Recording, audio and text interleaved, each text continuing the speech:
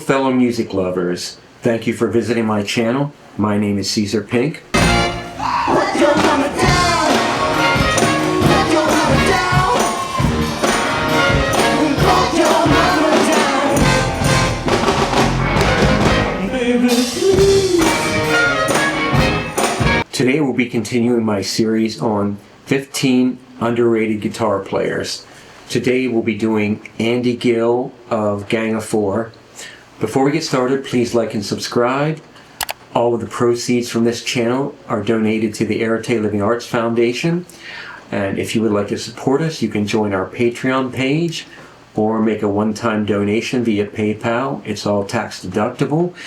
And all the links, including the link to learn more about our work at our website, are in the description below. Now, Andy Gill. Full name Andrew James Dalrymple Gill. Born on January 1st, 1956. In 1976, he co-founded Gang of Four. Other things that he's done is produced albums for artists such as the Red Hot Chili Peppers, the Jesus Lizard, the Stranglers, the Future Heads, Michael Hutchence, Killing Joke, Polysix, Fight Like Apes, Therapy, and the Young Knives. Now Andy, I love his guitar style. It's minimalist. It's so pleasurably abrasive. He's kind of an anti-guitar soloist, and he kind of rejects the traditional role of classic rock guitar players. Although they were formed in 1976, for some reason they are often labeled post-punk. Meanwhile, bands like Green Day, who were decades later, are called punk. But to me, Gang of Four is a punk band.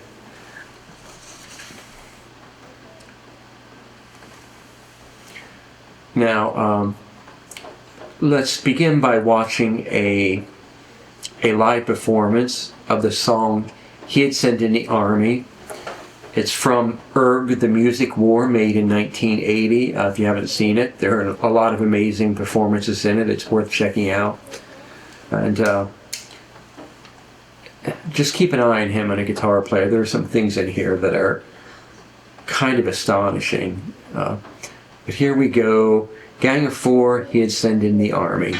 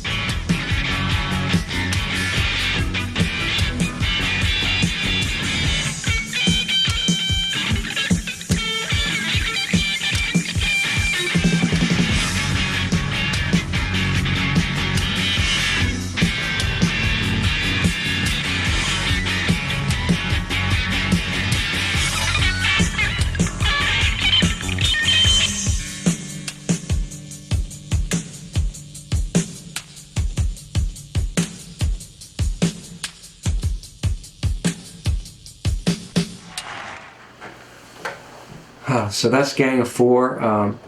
I think the guitar, Andy Gill's performance in that is just so amazing. I mean, I don't know what's going on in his head, but he seems totally in there and lets it come out through his guitar. I've never seen a musician with so much tension in their body. And he seems to be doing a thing where he's creating arrhythmic hits in the guitar by moving his hand and then just occasionally bringing it against the guitar close enough to hit it. And that creates such arrhythmic chords on the guitar. It's really incredible. I've never seen anything like it. And that guitar tone he has, I mean, it's kind of, every chord is a new way to say fuck you to society. And that's why I think they're a punk band. Now his tone is noted for its coldness and thinness, its sharp abrasiveness. He usually played a Fender Stratocaster through a solid state amp. Now, as I said, he became a producer who produced a lot of people, including the first Chili Peppers album. Here's a later interview of him talking about, although the Chili Peppers were big fans of his, apparently in the studio there was a lot of tension and strife between them. Here he is talking about that. Well, back then when you were producing that first album with these what at the time were a bunch of kids, basically, no offense, not to minimize their artistry, but now here we are 30 plus years. I mean, did you see back then any glimmer or seed, did you envision that those seeds that were being planted may come to fruition and they'd still be around after all these years? Or with the Chili Peppers? Or did they strike you as a young hot band that might just burn out, and not last too long? Yeah, and I certainly didn't anticipate them sort of getting to the point they did. This kind of giant stadium monster. I think one of my main contributions to that record was the Chili Peppers they had a couple of things going on. One was they had these very fast, very short, sort of surf punk things that they did, that were just as fast as they could possibly go. And then the other thing they had were these kind of mid-tempo groove hip-hoppy sounding things, which struck me as much more interesting, and we had lots of arguments during the making of that record. Oh, really? But yeah. Different creative sort of ideas of where things should go? Yeah, I mean, there was a very funny one that was I was trying to get them to use a drum machine to basically as a metronome, so for timekeeping, and Anthony just wouldn't have it and his main problem was it's got no soul. It's a machine. It's too mechanical. This is 1984, meaning. I don't know. There's some kind of inhumanity is taking over, or some Orwellian resistance to the machine. Yeah, to the machine. Gotcha. Although the funny thing was, it was 1984. So. Now, the first time I saw Gang of Four, I think it was 1995 at the Limelight in New York.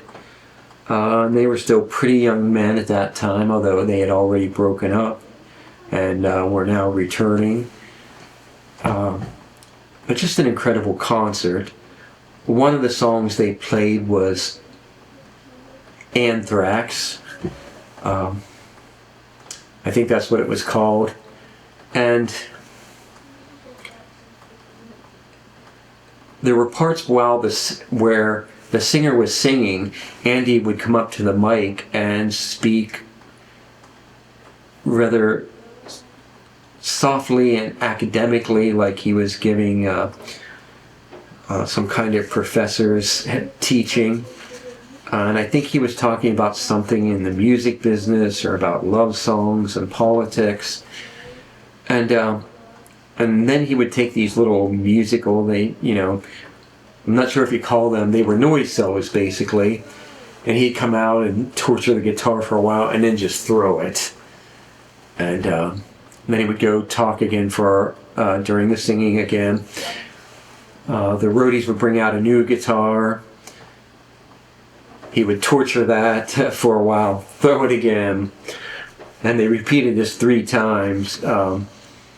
It was very, sounded great and great theatrics. So this is that song, and I think he's doing some of that same stage performance.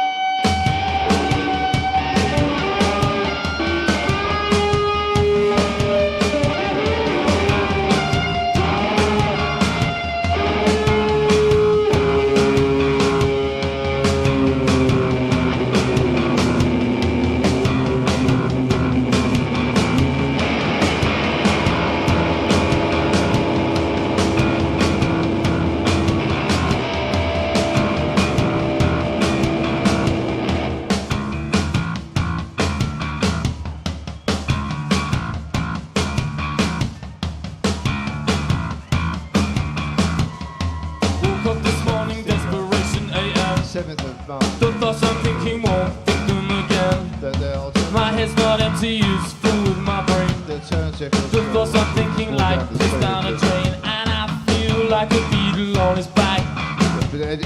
And there's no way for me to get off. Love will get you like a case of anthrax. And that's something I don't want to catch. I'm to control what I do to my mind. Nothing in there but sunshade for the blind. Only yesterday I said to myself, the thoughts I'm thinking aren't good for my health. And I feel like a beetle on his back. And there's no way for me to get up. Love will get you like a case of anthrax. You wouldn't end up doing it properly. And that's something I don't want to catch. That was it.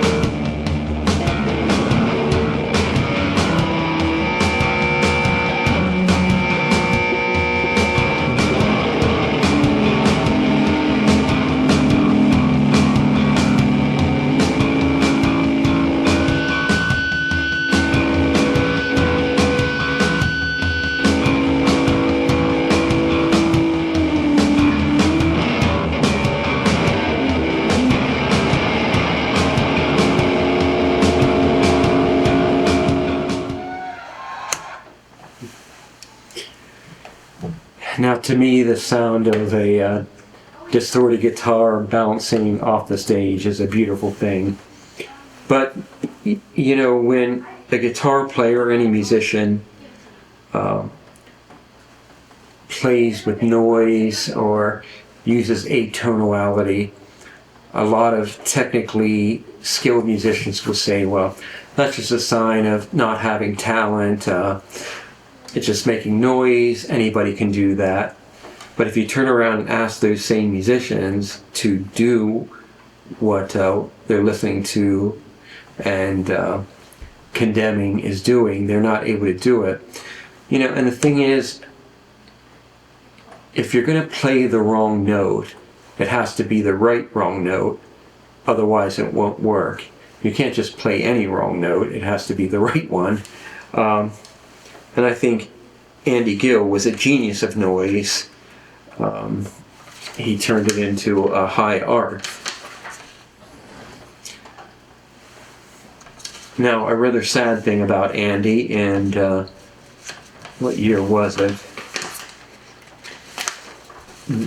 Gang of Four just toured China and came back.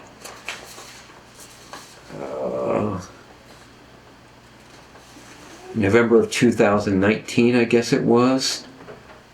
And he died shortly afterwards in February of 2020. It turned out he was a victim of COVID. I mean, I just heard about COVID maybe a week or two before, and then it was announced that he died. So that made it real. But I'm glad we have what he left us.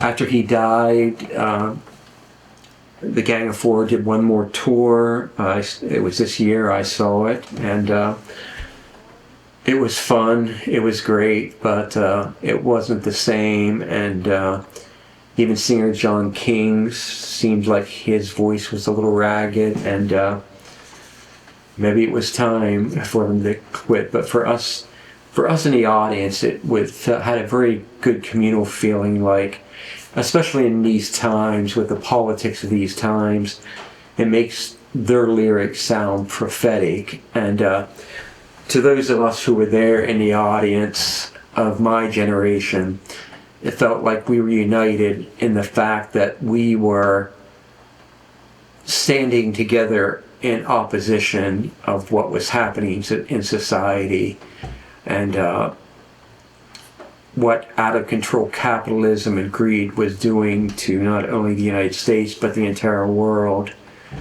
So we all found a little bit of happiness in the midst of dire times and dire circumstances. So, as I said, he really never did a guitar solo as we know it properly in rock and roll. But he would make these noises that were so incredible and so emotive and so rebellious. And this song is from their first album, a classic album called Entertainment. The song is called At Home He Feels Like a Tourist. And there's a guitar solo about 2/3 of the way through that I think is one of the best guitar solos ever played on record. So we'll end with At Home He Feels Like a Tourist.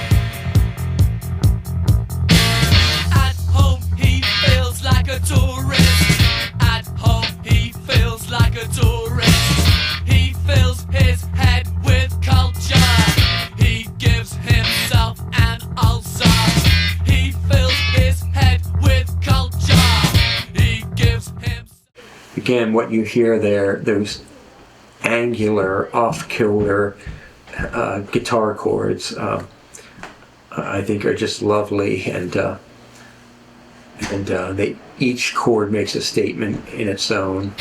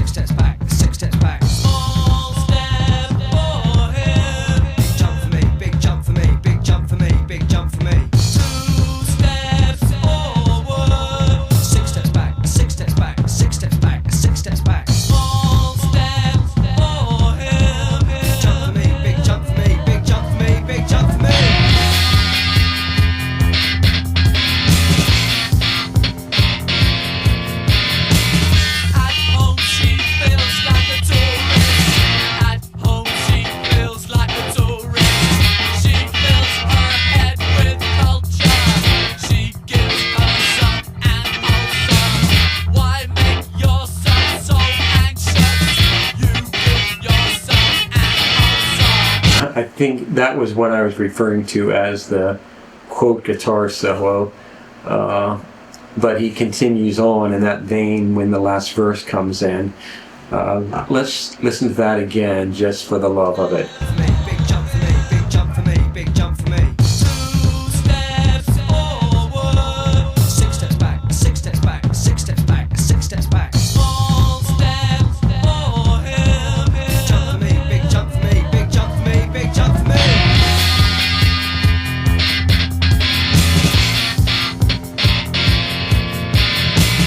At home she feels like a tourist. At home she feels like a tourist.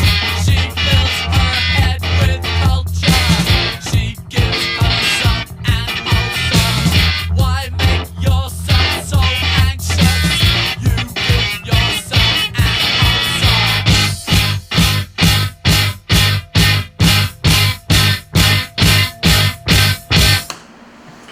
There you have it, Andy Gill, Gang of Four. If you haven't heard it, you should check it out. It's very rewarding, and on that final bit, I hope you could feel what I feel, because I find it quite glorious. But that's all for today, and I think that's number 10 in my list of 15 underappreciated guitar players. Hope to see you soon, and thank you again.